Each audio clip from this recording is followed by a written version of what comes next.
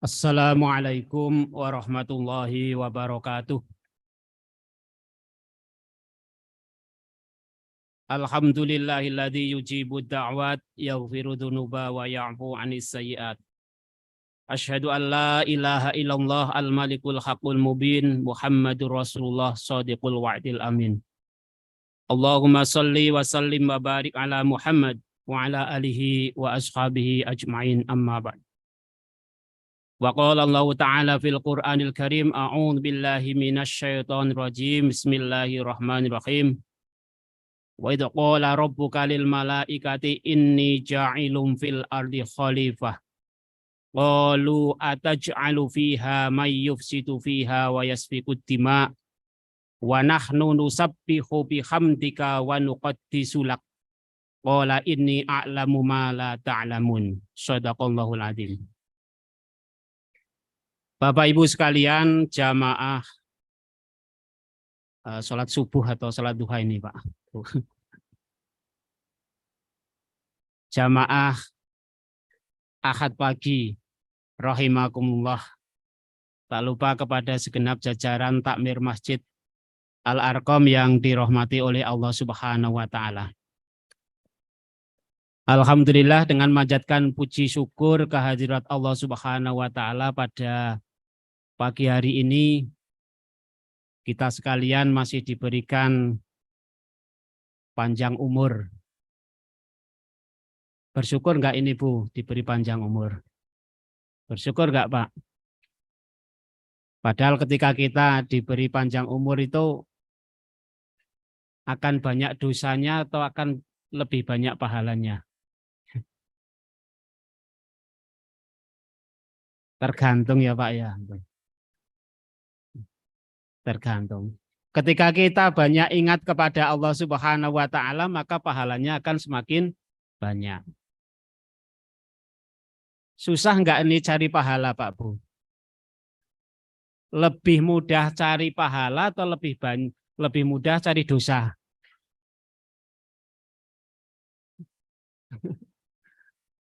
Podo-podo angele itu, podo-podo gampangi kadang-kala gitu. Pada pagi hari ini kita mencari pahala itu luar biasa, itu sudah diniati kita mengikuti ta'lim kajian pada pagi hari ini. Diawali satu niat saja, ini sudah berpahala. Pada minggu yang lalu kita sudah niat. Hari ini kita niat besok akan berangkat lagi, itu sudah berpahala. Gampang kan cari pahala itu. Enggak usah pakai biaya yang mahal-mahal. Niatan saja ini Pak ini.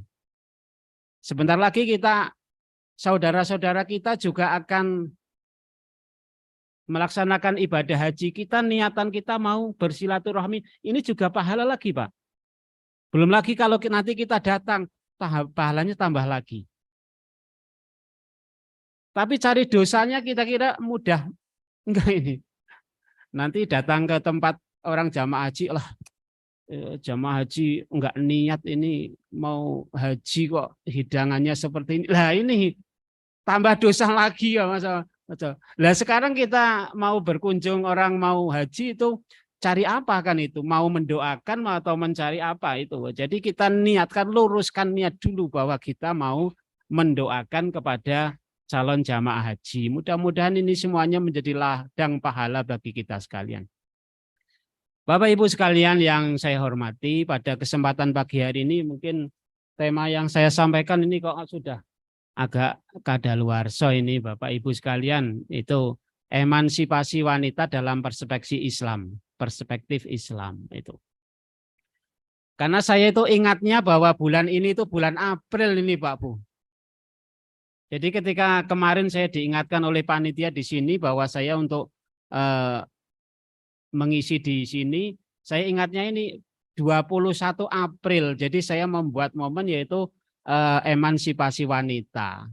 Karena 21 April itu hari apa ini Bapak Ibu sekalian? Hari Kartini. Lah sekarang 21 Mei. Ya, ini hari Ahad ya, hari Ahad. Jadi saya ingatnya tanggal 21 April, ingatnya itu baru saya, loh ini sudah bulan Mei itu lah tadi pagi, tapi ini kadung materi sudah saya siapkan pada kesempatan pagi hari ini dan mudah-mudahan ini bermanfaat bagi kita sekalian.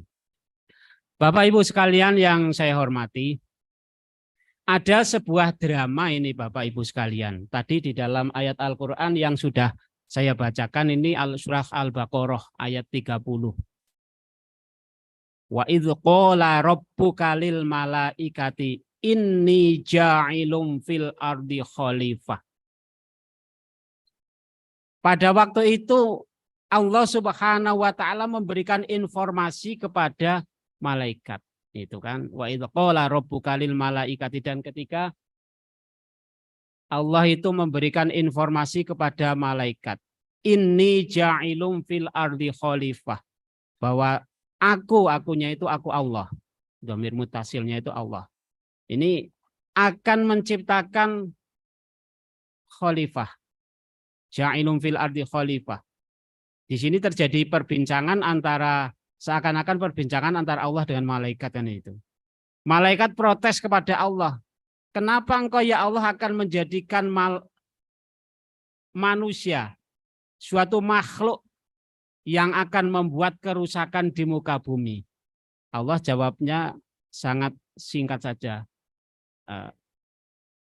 Ini ja'ilum fil ardi inni a'lamu ma la ta'lamun, ini bahwa saya itu lebih mengetahui dari apa yang tidak kamu ketahui. Ini adalah jawabannya Allah Subhanahu wa taala. Jadi ketika waktu itu Allah memberikan informasi kepada para malaikat bahwa Allah itu akan menjadikan khalifah di muka bumi manusia. Malaikat itu protes kepada Allah itu. Apakah nanti itu tidak akan muncul suatu kerusakan di muka bumi? Karena sebelum itu alam raya itu sudah dihuni oleh bangsa iblis, ternyata kemudian rusak, hancur kan itu. Lah malaikat khawatir macam itu, sedangkan malaikat itu sendiri salah satu makhluknya Allah yang senantiasa patuh dan taat terhadap perintahnya Allah Subhanahu wa taala. Kenapa enggak saya kan gitu yang jadi khalifah di muka bumi? Tapi Allah menunjukkan kepada Nabi Adam itu. Dan Allah itu mengatakan inni a'lamu ma la ta'lamun, bahwa saya itu lebih mengetahui dari apa yang tidak kamu ketahui. Ini adalah proses pada awal mula Allah Subhanahu wa taala hendak menciptakan makhluk yang dinamakan manusia itu sendiri. Kemudian di dalam Al-Quran surah Al-Hujurat ayat 13 ini kemudian Allah Subhanahu wa taala membuktikan bahwa di sini Allah tadinya mau menciptakan, di sini Allah Subhanahu wa taala kemudian memberi informasi. Bismillahirrahmanirrahim. Ya ayyuhan nasu inna khalaqnakum min dzakari wa unsa wa ja'alnakum syu'uban wa qabaila lita'arafu inna akramakum indallahi atqakum innallaha alimun khabir. Surah Al-Hujurat ayat 13. Ini kalau melihat dari awal kalimahnya ini, ya ayyuhan nas, ini berarti surah Makkiyah. Jadi surah yang diturunkan ketika Nabi Muhammad SAW belum hijrah, masih berada di Mekah itu. Ya ayyuhan nas, hai sekalian manusia. Inna khalaqnakum min dzakari wa unsa. Sesungguhnya aku menciptakan manusia itu. Inna khalaqnakum min dzakari wa unsa. Menciptakan manusia dari laki-laki dan perempuan. Wa ja'alnakum syu'uban wa qabaila lita'arafu. Kemudian Allah Subhanahu wa taala menjadikan itu berbangsa-bangsa dan bersuku-suku. Agar apa? Lita'arafu, agar mereka itu saling mengenal. Termasuk pada pagi hari ini kita sekalian itu saling mengenal. Saling mengenal, kita berjumpa satu sama lain yang tadinya itu tidak tahu kan itu. Jadi kalau kita sekalian nanti ketemu di mana itu, oh itu jamaah Ahad pagi, di mana itu akan tambah saudaranya gitu. Jadi disinilah bahwa Allah Subhanahu wa taala menjadikan manusia. Kalau kita merunut pada sejarah Islam dalam ilmu dinul Islam itu manusia yang pertama Adam. Berbeda dengan apa yang dikatakan oleh ilmuwan sarjana barat misalnya gitu, bahwa manusia itu berasal dari kera, itu kan dari proses evolusi. Tapi ternyata Allah Subhanahu wa taala berbeda, bahwa manusia itu yang pertama itu dari Nabi Adam, dan Nabi Adam itu diciptakan oleh Allah Subhanahu wa taala berasal dari tanah itu. Ini dari Nabi Adam alaihissalam. Kemudian dari manusia yang dua orang, Nabi Adam dan naik ini ya, sebelumnya sebentar benar, sebelumnya lagi kembali. Jadi Nabi Adam dan Hawa. Adam mempunyai karakter yang berbeda. Hawa juga sama. Jadi ini kalau kita ambil dari ini saya ambil dari salah satu pendapat ini ya, dari Az-Zamakhsyari, bahwa manusia Adam diciptakan oleh Allah Subhanahu wa taala itu mempunyai kelebihan. Ini kelebihan. Kelebihannya satu di bidang al-aql, dalam bidang akalnya. Kemudian al-hazm, dalam hal ketegasannya. Ini. Jadi ini, nah ilmunya wong lanang karo wong wadon itu podo enggak ini? Ini pendapat ya pendapat ini. Kemudian al-quwah, dari segi keperkasaannya. Di laki-laki itu lebih, kira-kira lebih kuat laki-laki atau perempuan nih Bapak Ibu sekalian? Ibu-ibu mengatakan laki-laki. Karena apa? Wong lanang biasanya naik mbopong wong wadon itu kuat. Wong wadon nak mbopong wong wadon ora, wong lanang enggak kuat itu biasanya gitu. Walaupun ya enggak semuanya. Kalau laki-laki punya istri yang besar ya enggak mungkin kuat kan itu. Laki-lakinya kecil ya enggak kuat. Saya mbopong istri saya enggak mungkin kuat kan itu. Itu jadi karena beda kan itu. Tapi di sini Adam itu mempunyai sifat yang seperti itu. Kuat, dia juga lebih tegas lah itu. Itu Nabi Adam alaihissalam. Kemudian mempunyai sifat-sifat yang mudah mengambil keputusan itu. Sedangkan Hawa ini selalu itu diidentikan dengan hal-hal yang sifatnya itu domestik. Hal-hal yang di rumah. Maka ketika saya itu memberikan materi di kalangan calon pengantin itu. Ini saya tanyakan, calon pengantin kan belum mengetahui yang namanya gimana tata laksana dalam rumah tangga. Ini. Kalau Bapak Ibu sekalian sudah mengetahui. Saya tanya kepada catin itu, sing tugas nyapu rumah itu siapa? Ibu. Siapa Bu? Ibu. Yang tugas nyuci pakaian siapa?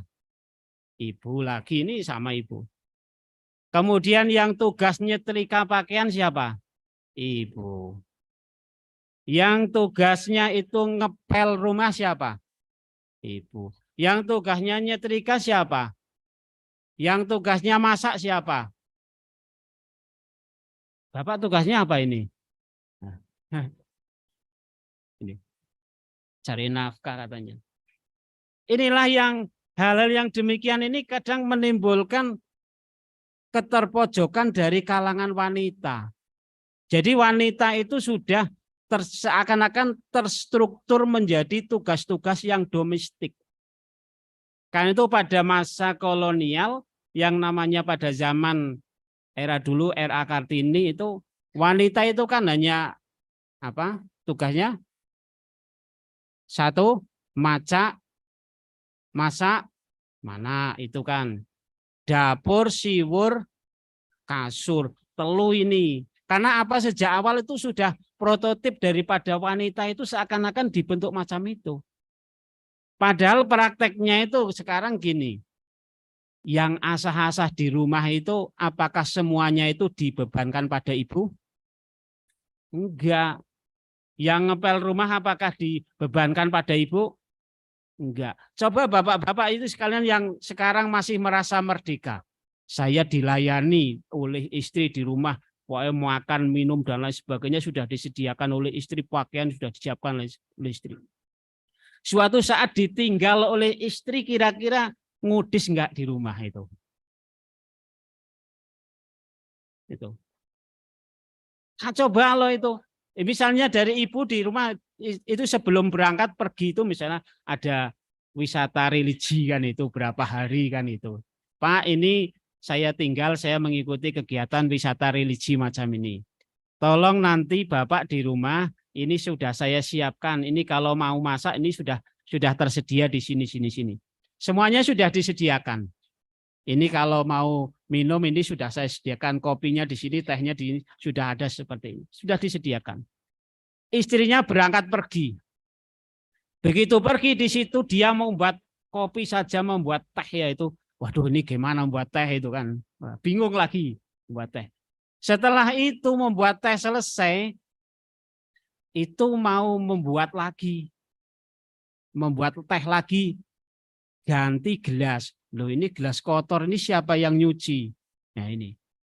Kemudian dia makan. Dari piringnya yang sudah makan itu ditaruh di tempat cucian. Sampai 2 hari, 3 hari itu masih ngetempruk di situ. Siapa yang tugas? Baru tahu bahwa ternyata tugas-tugas domestik dalam rumah tangga itu tidak serta-merta dibebankan kepada ibu, kepada istri itu. Jadi bapak-bapak pun itu jangan gengsi ketika di rumah itu ikut asah-asah. Ada enggak Pak yang ikut asah-asah di sini? Ada enggak yang cok asah-asah ini Bapak? Iya. Jualan ya Pak ya? Asah-asahnya karena jualan itu. Jualan ya wajar asah-asah itu. Gitu. Jadi inilah bahwa kadangkala di sini Nabi Adam dan Hawa itu sudah awal itu berkembangnya di tengah-tengah masyarakat seperti itu. Padahal kalau kita sekalian menurut pada sejarah ya Bapak Ibu sekalian. Di dalam perkembangan selanjutnya kita mengetahui seperti agama Yahudi Bapak Ibu sekalian. Agama Yahudi itu mempunyai suatu tradisi kebiasaan. Ketika istrinya itu meninggal, itu suami istri, istrinya meninggal, maka suaminya bukan istrinya, suaminya meninggal, maka istrinya itu bisa diwariskan kepada saudara laki-lakinya. Ini pada waktu itu. Jadi di sini penghargaan daripada wanita di mana? Enggak ada kan itu. Karena wanita itu bisa ditukarkan kepada atau diwariskan. Kemudian pada masa Cina itu ya. Jadi Cina itu di Yunani kuno termasuk ini, di Eropa, ya, Persia termasuk. Ini penghargaan terhadap wanita itu nyaris tidak ada. Bahkan dari negara yang awal mula Islam itu di sana diturunkan oleh Allah Subhanahu wa taala, di sana pun juga mempunyai suatu tradisi. Yaitu ketika ada bayi perempuan lahir maka dibunuh. Dimatikan. Nah, dimatikan itu, dibunuh. Nah, ini karena apa demikian itu? Ini berkaitan dengan kondisi zaman pada waktu itu. Jadi ketika sebelum Nabi Muhammad SAW itu lahir, itu di sana orang-orang Arab itu masih senang itu berperang. Perang. Orang Arab jahiliyah itu mengatakan bahwa orang yang bisa berperang itu hanya laki-laki. Wong wadon itu ngerepoti kan itu. Maka ketika ada bayi yang lahir, bayi perempuan lahir, itu dibunuh. Ini pada masa Nabi Muhammad SAW. Padahal ketika kemudian Nabi Muhammad SAW diutus oleh Allah Subhanahu Wa Taala, wanita itu juga mempunyai peran dalam kegiatan jihad fisabilillah. Terbukti bahwa ada beberapa sahabat yang mau ikut berperang, tetapi dia itu tidak diizinkan oleh Rasul, kemudian dia itu diberi tugas yaitu untuk mempersiapkan hal-hal yang keterkaitannya dengan akomodasi untuk kegiatan berjihad itu sendiri. Bapak Ibu sekalian yang saya hormati, kemudian berkaitan dengan masalah tema yang saya sampaikan, yaitu emansipasi. Jadi emansipasi wanita. Ada 3 hal yang menjadi turunannya ini. Satu, emansipasi. Yang kedua, feminim. Yang ketiga itu adalah kesetaraan gender. Pada dasarnya 3-tiganya itu adalah merupakan suatu perjuangan dari kaum wanita. Bagaimana dia itu memperoleh posisi atau kedudukan sesuatu yang dihargai oleh kaum laki-laki. Jadi kalau kita merunut pada sejarah pada zaman Raden Ajeng Kartini, bahwa beliau itu hidup di kalangan ningrat. Hidup di kalangan ningrat itu terjadi proteksi yang luar biasa bagi kaum wanita. Yaitu bagi perempuan yang sudah menginjak pada usia 12 tahun itu harus memasuki masa pingitan. Yaitu berada di rumah, tidak boleh meninggalkan rumah. Ini kira-kira ibu-ibu sekalian ini ada yang pernah dipingit atau enggak ini Bapak Ibu sekalian? Umur 12 tahun ini dulu sudah masih boleh sekolah atau enggak ini? Nah, boleh ya, karena sudah melampaui masa Raden Ajeng Kartini. Lah Raden Ajeng Kartini itu usia 12 tahun itu harus tinggal di rumah. Itu. Tinggal di rumah ini, maka kalau kita lihat ini ya Bapak Ibu sekalian, ini ada apa yang disampaikan oleh R.A. Kartini ini. Coba naik ya. Terus Mas, terus lagi, lagi,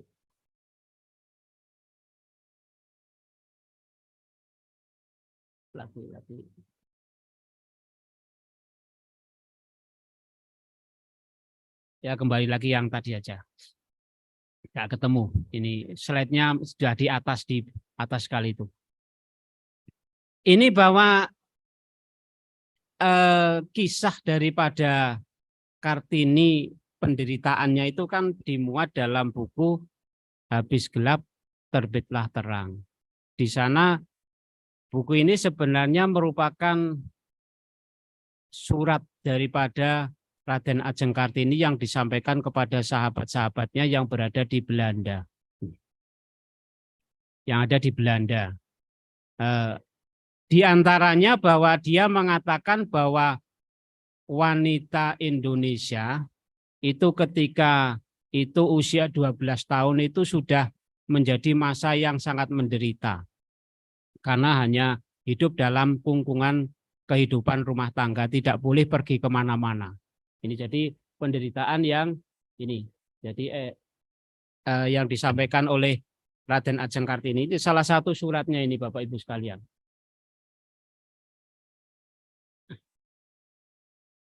Ini tapi ini sudah diterjemahkan ini. Aslinya itu dalam bahasa Belanda. Ini karena R.A. Kartini walaupun itu kecil kan waktu itu hidupnya dengan kalangan Belanda. Sehingga beliaunya itu bisa berbahasa Belanda. Nah, surat itu dikirimkan diantaranya kepada Nyonya Abendonen ini, mantri. Angel bahasa Belanda ya Ibu sekalian. Coba kalau panjenengan itu baca ini kira-kira merinding enggak akan itu? Cita-cita saya pahit. Nah, ini cita-cita itu tapi pahit kan itu. Kami anak perempuan Jawa tidak boleh mempunyai cita-cita. Mimpikan satu impian hari ini atau hari esok. Jadi orang Jawa itu tidak, khususnya wanita itu tidak boleh ada impian. Hari ini dan hari esok mau apa itu sudah enggak bisa. Karena apa? Akan dikawinkan dengan orang yang dipandang baik oleh orang tuanya. Ini Raden Ajeng Kartini itu.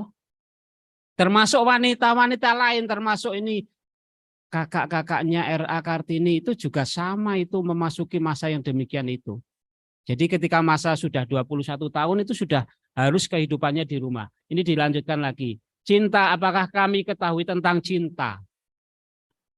Jadi di sini bagaimanakah dapat mencintai seorang laki-laki, demikian juga bagaimana laki-laki mencintai wanita, sedangkan keduanya itu belum saling mengenal. Ini sebenarnya suratnya banyak sekali. Tapi ini saya kutipkan dua hal ini saja, ini disampaikan kepada dua orang yang berbeda.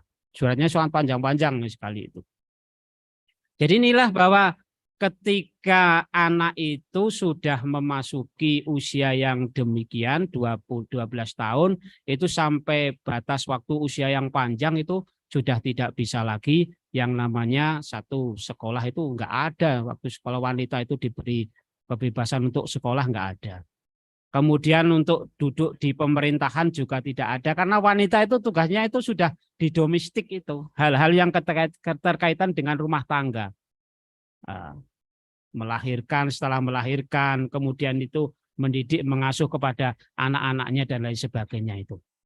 Inilah ada jadi pada masa R.A. Kartini.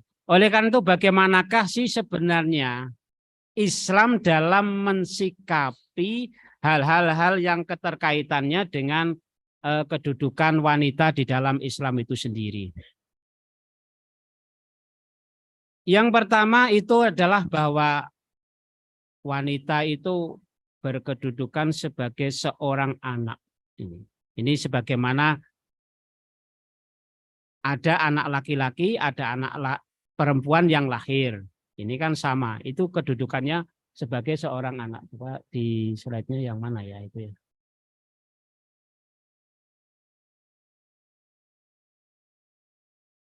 Ya itu. Lillahi mulkus samawati wal ard yakhluqu may yasha yahibu lima yasha'u. Apa ini Bapak itu ya? Lillahi mulkus samawati wal ard yakhluqu ma yasha yahabu liman yasha ya yahabu liman yasha inasa wa yahibu liman yasha. Al-ayah ini bahwa milik Allah itu kerajaan langit dan bumi. Dia itu menciptakan apa yang dikehendaki, memberikan anak perempuan kepada siapa yang dikehendaki dan anak laki-laki kepada siapa yang dikehendaki. Ini adalah berdasar pada surah Asy-Syurah ayat 49 dan 50. Ini anak laki-laki dan perempuan itu adalah merupakan titah Allah Subhanahu wa taala, pemberian Allah Subhanahu wa taala. Maka disinilah laki-laki dan perempuan itu dia itu berkedudukan dan berhak untuk melanjutkan kehidupannya. Ini. Kemudian yang kedua, bahwa wanita itu berkedudukan sebagai seorang istri. Wa min ayatihi an khalaqalakum min anfusikum azwajan litaskunu ilaiha wa ja'ala bainakum mawaddatan wa rahmah. Inna fi dzalika laayatil liqaumi yatafakkarun. Sebagian dari tanda-tanda kekuasaan Allah itu Allah menciptakan azwajan, itu pasangan itu. Azwajan litaskunu ilaiha wa ja'ala bainakum mawaddatan wa rahmah. Pasangan itu dari golongan kita sekalian. Maka ketika kita menyampaikan materi pada calon pengantin itu kenapa yang namanya pasangannya itu kok ideal. Tingginya itu tidak terlalu tinggi, kemudian kalau dilihat dari fish-nya itu pasangan sekian banyak itu ya, itu tidak ada yang terlalu nyeklek. Wah ini bagus, ini jelek, itu enggak ada itu. Semuanya itu sudah berimbang itu. Jadi bahwa wanita itu diciptakan oleh Allah Subhanahu wa taala itu mempunyai tugas itu sebagai seorang istri. Jadi yang pertama sebagai seorang anak, kemudian yang kedua sebagai seorang istri.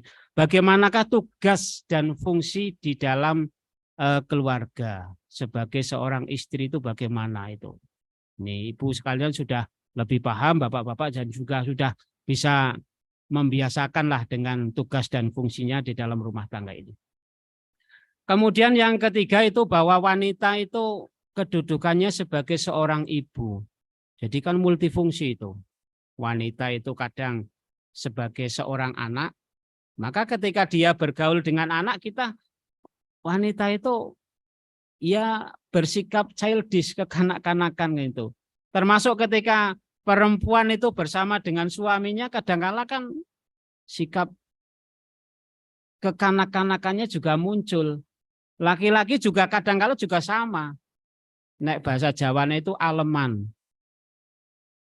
Ibu-ibu cowok aleman enggak Pak sama Bapak? Atau Bapak-bapak cowok aleman sama ibu-ibu ini? Nah, jadi ini adalah wujud daripada rasa cinta kasih di dalam keluarga. Karena itu di dalam keluarga itu kan ada yang namanya sikap kesalingan tabadul itu kan. Jadi saling mencintai, saling menyayangi, saling mengasihi, saling memberi, saling menghormati, saling menghargai. Ini di dalam keluarga. Istri pada suami itu harus menghormati. Istri dengan suami juga harus menghormati. Saling. Jangan kepingin dihormati tapi tidak mau menghormati. Jangan maunya diberi tapi tidak mau memberi. Enak memberi atau diberi nih Pak Bu? Sama-sama ya. Kadang orang yang namanya memberi itu ada rasa puas. Karena itu sebentar lagi kan kita sekalian itu pada Idul Kurban. Kita berkorban ya sebentar lagi. Orang yang sudah berkorban, membiasakan diri berkorban, itu kalau tidak korban itu rasanya gelo banget. Padahal jelas kebutuhan-kebutuhan lainnya itu menumpuk. Ini untuk biaya sekolah, ini untuk biaya lain sebagainya, untuk kebutuhan lain itu. Tapi karena itu sudah menjadi kebutuhan bahwa dia itu untuk memberikan sebagian rezeki yang telah diberikan oleh Allah Subhanahu wa taala dalam wujud melaksanakan ibadah kurban. Ini maka akan menjadi lego. Bukannya di sini pada bulan Dzulhijjah itu orangnya keliling atau nunggu bagian daging. Kapan ya saya dapat bagian daging langsung? Atau keliling ke masjid-masjid membantu untuk memotong-motong daging. Hanya menyiapkan pesonya saja kan itu. Itu tidak. Tapi bagi di sini bahwa membiasakan diri untuk memberi. Demikian juga dalam kehidupan rumah tangga ini ada sikap saling memberi antara suami dan istri itu. Jadi dibiasakan untuk memberi. Janganlah membiasakan untuk diberi sebelum dia itu memberi. Insya Allah kalau kita sekalian sudah membiasakan, ini akan tercipta suatu keharmonisan dalam rumah tangga. Kemudian yang ketiga itu adalah kedudukan wanita itu sebagai seorang ibu. Ini kan tadi sudah ya. Kemudian wanita itu juga kedudukannya itu sebagai individu dan anggota masyarakat. Jadi sepinter-pinter manusia seperti apapun kalau dia itu tidak berkiprah di dalam masyarakat, itu kemanfaatannya akan berkurang.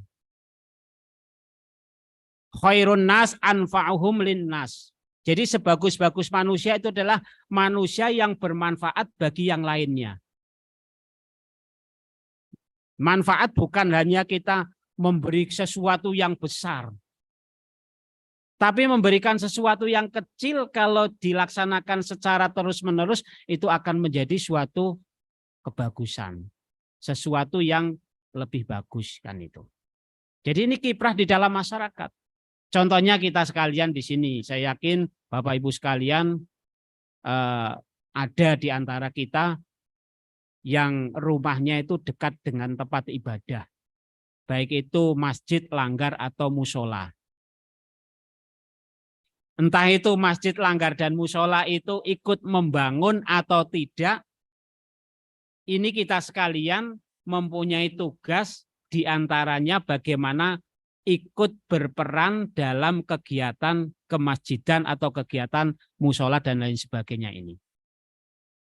Maka disinilah ketika kita memposisikan diri sebagai orang, bagaimana saya itu bermanfaat bagi orang lain, diantaranya melalui media tempat ibadah. Disinilah jangan mengambil fungsi, wah saya naik di masjid itu kalau saya itu tidak tugas menjadi khotib, saya ya nggak mau. Nah, kalau saya itu tidak tugasnya itu menjadi panitia, ketua panitia, saya nggak mau. Nah, enggak macam itu. Tapi sekemampuan kita sekalian yang bisa misalnya itu tugasnya hanya bisa untuk bersih-bersih tempat ibadah, ya lakukan itu. Ini menjadi ladang pahala bagi kita sekalian, kembali pada bagaimana kita sekalian itu kepingin untuk mendapatkan pahala atau rahmat dari Allah Subhanahu wa taala. Maka jadilah orang yang bermanfaat bagi yang lainnya. Di antaranya kita sekalian dekat dengan masjid, dengan musola, bagaimana bisa memberikan kontribusi bagi masjid itu. Kalau dengan tenaganya, bersih-bersih lain sebagainya, kita tidak sempat dengan tenaganya, kita dengan pikirannya memberikan ide, gagasan bagaimana tempat ibadah itu menjadi tempat yang maju, makmur dengan berbagai macam kegiatan. Kita dengan tenaganya nggak bisa, dengan pikirannya tidak bisa, tapi kita punyai harta, bagaimana kita bisa mentasarufkan hartanya. Lah ini tempat ibadah ini kok sepi, nggak ada kegiatan ya. Mengusulkan kepada takmir masjidnya, takmir musolanya dan lain sebagainya. Gimana kalau ini diadakan kegiatan? Misalnya pengajian sore-sore untuk TPK ini di sini masih banyak anak yang tidak ngaji kan itu. Dia berkontribusi dengan memberikan dananya, dengan memberikan donatur. Ini adalah sebagai wujud bahwa bagi kita sekalian bagaimana sisa hidup yang diberikan kepada kita sekalian, bagaimana rezeki yang diberikan oleh Allah Subhanahu wa taala itu sebagian kita tasarufkan untuk kegiatan kemaslahatan bagi umat ini. Jadi inilah bagaimana agar kita sekalian itu kehidupannya itu bermanfaat bagi yang lain. Jadi sepintar-pintar apapun orangnya itu bagaimana dia itu bisa memberikan efek bagi kehidupan masyarakat, keluarga. Kalau itu tidak bisa ya paling enggak itu bagi dirinya sendiri gitu. Jadi kita berkontribusi. Kontribusi itu mencurahkan, memberikan sesuatu yang diberikan kepada yang lainnya itu. Bapak Ibu sekalian yang saya hormati. Kemudian setelah kita sekalian itu mengetahui kedudukan wanita. Tadi sebagai anak, kemudian sebagai istri, kemudian sebagai ibu, dan kiprahnya di dalam masyarakat ini. Sekarang dengan kedudukan macam itu, keberadaan wanita itu apa sih di situ? Karena apa? Di dalam Islam itu tidak membedakan laki-laki dan perempuan. Maka kalau dalam masa penjajahan, masa feodal, dan masa-masa pra-Islam, dan masa-masa dunia-dunia yang masih kelam, yang memandang wanita itu sebagai makhluk yang rendah, makhluk yang bisa diperdagangkan, makhluk yang bisa dijadikan budak ini. Ternyata bagi Allah Subhanahu wa taala tidak seperti itu. Karena antara laki-laki dan perempuan itu sama. Allah itu hanya membedakan dalam hal ketakwaannya. Ini inna akramakum indallahi atqakum. Ini. Jadi dalam bidang ketakwaannya itu. Ini yang membedakan. Maka kalau orang itu pinter, ya, orang itu pinter, cerdas lain sebagainya, tidak bisa memberikan kemanfaatan kepada orang yang lain. Ini ketakwaannya perlu diuji di sini. Karena namanya iman itu kan tidak hanya ucapan lisan. Kan Allah Subhanahu wa taala sudah banyak menyebutkan di dalam Al-Qur'an. Wa minan nasi may yaqulu amanna billahi wal yaumil akhir wa ma hum bimu'minin. Banyak orang yang mengatakan saya itu beriman kepada Allah dan hari akhir, tetapi Allah mengatakan kamu itu belum beriman. Itu. Wa ma hum bimu'minin. Kamu itu belum beriman. Lah apa? Kenapa belum iman? Ya karena dengan ilmunya, dengan kecerdasannya itu belum ada ngefek, tidak ada efeknya bagi masyarakat. Yang penting saya Islam, sholat ngonyong awake dhewe. Semuanya awake dhewe. Semuanya itu hanya untuk dirinya sendiri. Wah ini nilai kemanfaatannya bagi orang lain gimana? Coba bayangkan kalau misalnya kita sekalian mau berangkat sholat itu di lingkungan sekitarnya itu masih ada orang-orang yang melaksanakan sholat, kita mengajak orang melaksanakan sholat. Ini sambil kita berjalan. Kalau kita nggak sampai hati mengajak dengan lisannya, ya kita menunjukkan sikap-sikap yang baik, yang terpuji, akhlakul karimah itu. Karena Rasulullah Muhammad SAW diutus oleh Allah itu adalah untuk menyempurnakan akhlak bagi manusia kan itu.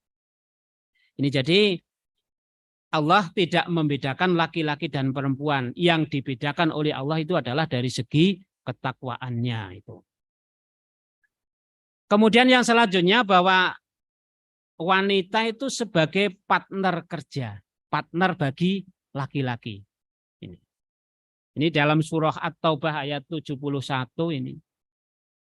Wal mu'minuna wal mu'minatu ba'duhum awliya'u ba'd ya'muruna bil ma'rufi wa yanhauna 'anil munkar wa yuqimuna shalah wa yu'tuna zakah wa yuti'una Allah wa rasulah ulaika sayarhamuhumullah innallaha azizun hakim. Orang laki-laki, orang mukmin, laki-laki dan mukmin perempuan itu kan sebagian dari mereka itu menjadi penolong bagi yang lain. Ya, penolong bagi yang lain. Kemudian mereka ya'muruna bil ma'ruf wa yanhauna 'anil munkar. Menyuruh untuk melaksanakan perbuatan yang baik dan mencegah pada perbuatan yang mungkar. Kalau menyuruh yang baik itu dibandingkan dengan mencegah kemungkaran itu lebih mudah mana Pak Bu? Lebih mudah ngajak kebaikannya atau lebih mudah mencegah untuk tidak melakukan perbuatan yang jahat? Masih susah mana ini Pak Bu? Mencegah. Kira-kira sama saja ya, kita mengajak juga susah, mencegah juga susah kan itu. Cuman kita sekalian itu kan perlu medianya bagaimana bisa mengajak dan mencegah pada hal-hal yang harus dilakukan dan mencegah untuk meninggalkan yang dilarang oleh Allah Subhanahu wa taala. Kemudian yang selanjutnya bahwa di dalam Islam itu memberikan penghargaan yang luar biasa kepada wanita. Jadi ini penghormatan seorang anak kepada ibu itu kan lebih utama daripada kepada ayah itu. Di dalam hadis Nabi Muhammad SAW ini ada, bisa disimak itu Bapak Ibu sekalian tuh. Man ahaqqun nasi bi husni sahabati qala ummuk summa qala ummuk terus itu. Ummu ya. Ummuka. Ummu bukan ummu pamer itu bukan. Ummuka berarti ibumu. Jadi ketika itu sahabat bertanya kepada Rasul, wahai Rasul, siapa orang yang paling berhak untuk saya hormati? Rasul menjawab, ibumu, baru bapakmu itu. Jadi ibune jare telu wae. Borong karuan tawani telu tenang wani borong karuan wani ya. Akhirnya jawab siji ora entek-entek. Jadi inilah bahwa penghormatan Islam terhadap wanita itu luar biasa. Jadi Islam jenengan mantep nggak menurut agama Islam nih? Mantep ya. Karena apa? Jenengan di dalam Islam itu benar-benar dilindungi oleh syariat agama Islam. Dilindungi. Maka wujud perlindungan yang pertama itu ketika Allah memerintahkan kepada kaum wanita untuk menjulurkan kainnya pada tubuhnya, dimulai dari kepalanya. Yang artinya bahwa wanita itu diperintahkan untuk mengenakan hijab. Ini adalah salah satu proteksi yang telah diberikan oleh Allah bagaimana melindungi kaum wanita dari perilaku-perilaku yang tidak baik. Walaupun tidak selamanya ini orang berhijaban itu, berkudung itu, dia itu baik, itu tidak semuanya. Karena apa? Yang mengantarkan jamaah haji itu kan kudungan ya. Tapi di situ ada oknum-oknum yang berkerudung, tetapi gaweane ngutil. Kudungan itu Bapak Ibu sekalian, jenengan ketika izin enggak itu? Kan malu ya, mencoreng nama Islam. Padahal Allah menuntunkan kepada kaum wanita untuk mengenakan hijab itu adalah sebagai langkah awal bagaimana wanita itu bisa terjaga kehormatannya. Insya Allah laki-laki itu kalau mau goda wanita yang berjilbab itu sudah pikir-pikir dulu itu kan. Nah, pikir-pikir dulu sudah ngeper lah bahasanya itu. Bapak Ibu sekalian saya hormati.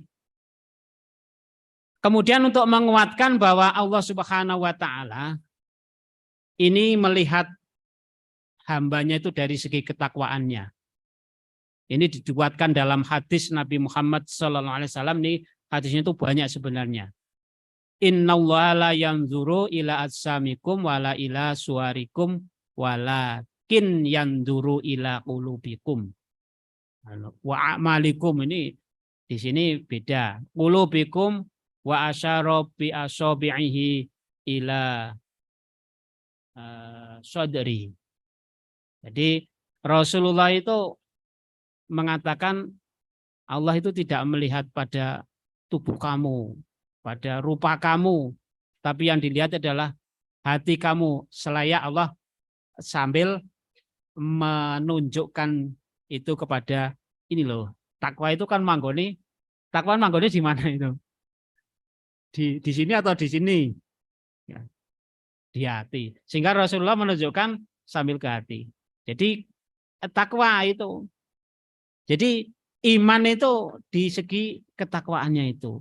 Dilihat dari tidak melihat rupanya ayu pora itu enggak, gagah atau tidak, dhuwur atau enggak itu, hitam atau putih itu tidak. Itu tapi dilihat dari segi hatinya itu. Hati yang baik itu kemudian diimplementasikan dalam bentuk amal perbuatan yang baik.